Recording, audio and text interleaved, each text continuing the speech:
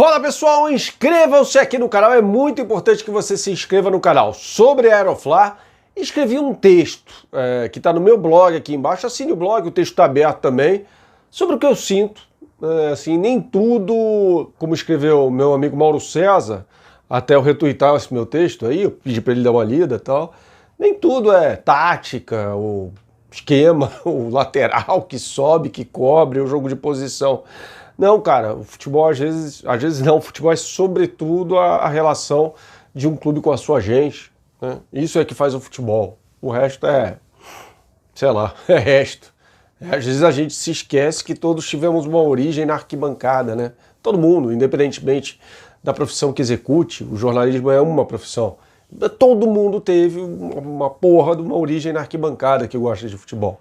Isso jamais pode ser deixado para trás, tá? Então, leiam o texto que está aqui no blog também, dê uma moral para o professor de guitarra e violão Átila Reis. Entrem aqui no site dele, marquem uma aula virtual de guitarra ou violão, de graça de qualquer lugar do mundo, no seu celular. Depois vocês vão se acertar para o pagamento das aulas, né, de acordo com a periodicidade que você for fazer. Eu garanto a você que você vai curtir muito, tá bom? Partiu Montevidéu, talvez quando você estiver assistindo a este vídeo, eu já esteja no Uruguai, para começar a cobertura da final da Libertadores da América, claro, abordando também a Sul-Americana, a Libertadores Feminina, tudo isso. Mas eu quero falar aqui sobre um insight que eu tive hoje, insight não, vai, palavra horrível, não vai, mas uma ideia que eu tive hoje, vai, que ela vem justamente de uma visita ao Maracanã nesta sexta-feira, para trabalhar na apresentação de um evento, né, do Banco Santander, ao lado do Marcos Uchoa, que é um dos meus ídolos na profissão. Eu não tenho ídolo, mas assim, uma das referências, vai, na profissão, e do Léo Moura.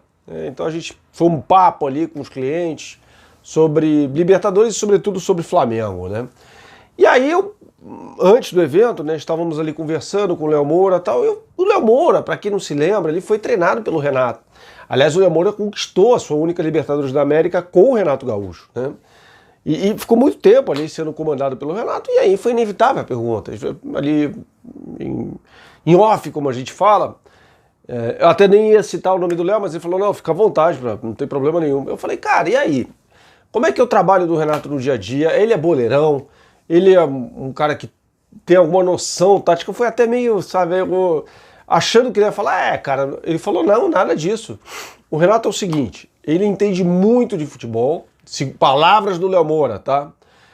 Todo mundo sabe a minha posição em relação ao Renato Gaúcho, mas a gente tem que ouvir e trazer isso pra você também, tá certo? Eu posso ficar aqui descendo a porrete, mas eu tô com um jogador que foi treinado por ele, eu preciso saber quais são as características do trabalho do Renato, né?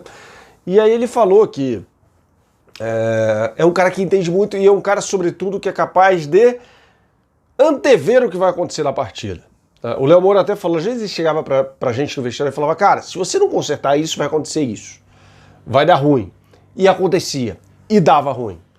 Né? Então ele falou, é um cara que é muito atento aos espaços gerados ao adversário e como isso pode complicar o time. Não necessariamente naquele ponto, mas no ponto futuro, como dizia Cláudio Coutinho. Né? Então, e aí eu fiz questão de falar, mas é mesmo, você tem razão? Eu falei, não, tô te falando. Ele não é um paizão, não é aquela coisa da família.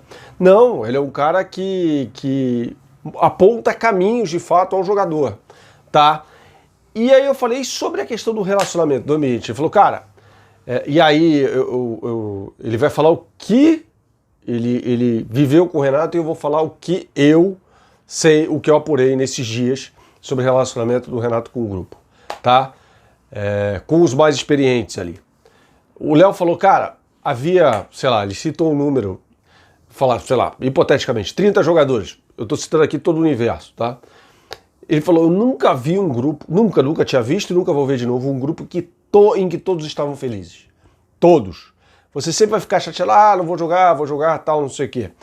Mas ele falou, cara, eu nunca vi isso. Ele consegue fazer com que todos estejam felizes. É exatamente o que eu apurei em relação a esse elenco do Flamengo. Todos falam que o ambiente é o melhor que já existiu no Ninho do Urubu em muito tempo.